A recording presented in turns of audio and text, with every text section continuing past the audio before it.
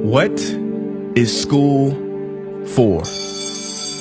Feel free to call me slow, but I spent 16 years going to school, and I still don't know. When I finished, I didn't know how to do my own taxes, purchase a home, or apply for a loan. I didn't know a thing about investments, building credit, or getting a job. I graduated at the top of my class, and what did I have? This fancy diploma to sit at home with my mom. But luckily, they did teach me some important skills like factoring trinomials and how mitochondria is the powerhouse of the cell. I'm so happy I remember the Pythagorean theorem, because it helped me a lot. Okay, I'm lying. Let me stop. Because all the stuff they taught me, truthfully, I forgot. Mom, remember when you would ask me, what did you learn in school today? And I would say, nothing much. I wasn't being modest. The truth about it, Mom, is I had already forgotten. And it's not just me. Millions of students sing the same song. How many of you guys avoid eye contact with the teacher to try not to get caught upon? Afraid to raise your hand for fear of being wrong, which proves that school isn't an environment for learning or building up the intellect. It's just a game you play for grades and how many A's you can collect. But I guess what do you expect when the most commonly asked question in class is this gonna be on the test? Is this gonna be on the test? See, if school put learning instead of testing and memorizing as the top standard, then the letter F would not stand for failure. It would stand for find another answer. And if school was really interested in our personal and academic success, students would wake up later, have more freedom and homework, a lot less. And that's not my opinion. This conclusion has been scientifically tested and proven. And any teacher that doesn't believe me, feel free to check my works cited page to inspect. Oh, and I did it in MLA format because I know that's all you will accept.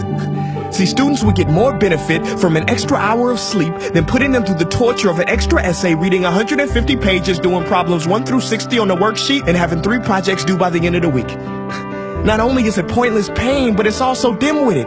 Because we get so much work, but they don't teach the time management skills to deal with it. See, in school, we are controlled by bells. We have to learn in rooms with the feng shui of a prison cell. We have to ask permission to relieve bodily functions, but not before the teacher asks a million questions like, why didn't you go before class? I'm sorry, my bladder is kind of on its own schedule and it's not always timely. See, teachers always say, use your time wisely. But that never made sense to me. Because these 6 cruel hours of our lives we call school might literally be the worst use of time management ever in history. Think about it. The traditional teaching method is foolish. No, it's useless, multiplied by the square root of stupid. What they do is they cram information in your head, force feeding you, and then you throw it up on the test. That's not education. That's bulimia. And the more bulimic you are, the better you will do on their assessments. So it's no wonder why so many students graduate mentally and emotionally anorexic. See, school teaches you how to memorize dots. True education should teach you how to connect them.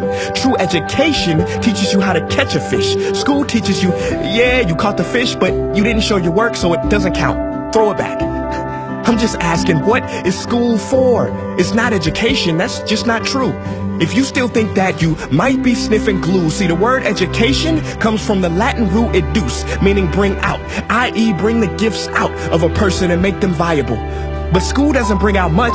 It just stuffs more facts inside of you. Now, some of that stuff is justifiable. We need reading, writing, and some arithmetic. That's fair. But are you telling me metamorphic and igneous rocks are more important than self-care? If suicide is the 3rd leading cause of death of ages 10 to 24, and Harvard studies suggest the biggest predictor for success is self-control and emotional health, then why the heck aren't we taught how to handle stress, bullies, or rejection? How about anxiety or depression? You know, skills we need for our entire lives. Bro, I don't even know how to cook. I'm honestly surprised I'm still alive. But hey, at least I can name all the battles that happened in the Civil War. Seriously, what is school for? Some say you need it to be successful, and that's something we do not doubt. But do you own a MacBook or iPhone? Did you know they both were created by a dropout? Are you watching this video on Facebook or YouTube? Doesn't matter which you choose. They both were created by dropouts. Ever use Snapchat, WhatsApp, shopped at Whole Foods? Well, thank a dropout. Does your home furniture come from IKEA? Okay, don't get the wrong idea. He was not a dropout. Don't be a fool. I mean, how could he drop out? Ingvar Kamprad, founder of IKEA, never even went to school. I know what you're thinking. He's just picking and choosing. There's millions who didn't go to school that aren't successful. Who is he fooling? And you're right. But open your history books and start perusing. You'll find the very people we idolize in school never really had formal and/or secondary schooling. I'm talking George Washington, Abe Lincoln. America's best presidents had zero school between them. Ben Franklin, Thomas Edison, shall I proceed? Ernest Hemingway, Mark Twain, Teddy Roosevelt, Margaret Mead. Now please, I'm not saying drop out, because some schools are great and many teachers are rare treasures. I'm saying that there's a difference between people who are smart and people who score better. I'm saying that your future is something that no test will ever measure. Even if that test begins in 3 letters like SAT, ACT, it's BS if they say those determine your LIFE. No, your destiny is in your hands. You must shape it to be great. So don't expect school to open doors, because it's more likely to slam them in your face.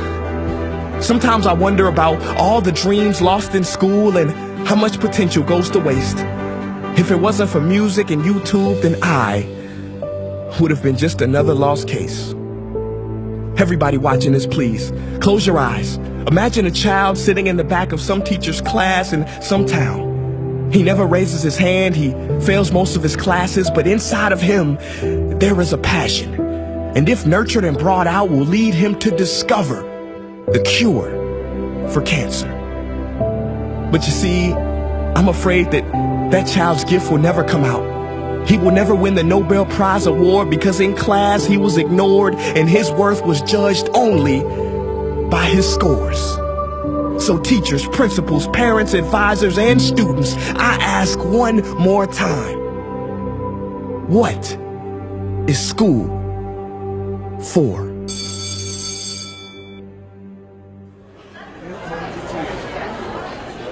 Hey guys, what's up? My name is Prince EA, and I want to thank you for watching that video. And now, I just have one question left. What is school for? Don't you think it's time that we answer this question together? If you are a teacher, a parent, or a student, I urge you to check out the Innovation Playlist. What is the playlist? It is a program that any school can try for free. It's based on the best practices from educators around the world, and through its small steps, it can lead to big changes in your school. Go to innovationplaylist.org to learn more. Peace.